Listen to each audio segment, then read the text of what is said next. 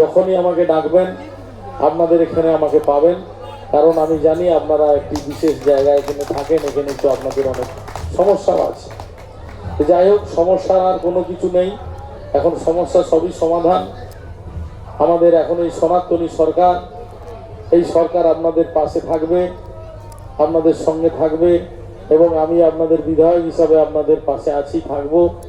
এবং এই রথযাত্রা আপনাদের দীর্ঘজীবী হোক, এই রথযাত্রা দীর্ঘদিন ধরে আপনাদের সঙ্গে থাকুক, এবং প্রতি বছর যাতে এরকম আনন্দ উৎসবে আপনাদের সঙ্গে আমি মিলিত হতে পারি, আমি সেই আশীর্বাদ গুরুর কাছে আজকে সেই আশীর্বাদ চাচ্ছি বিশেষ গুরু পূর্ণিমাতে।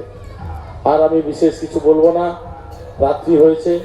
সকলকে আরেকবার আমি গুরু পূর্ণিমার অভিনন্দন, ধন্যবাদ এবং আন্তরিক ভালোবাসা জানিয়ে আমি আমার ক্ষুদ্র কথা শেষ করছি। নমস্কার।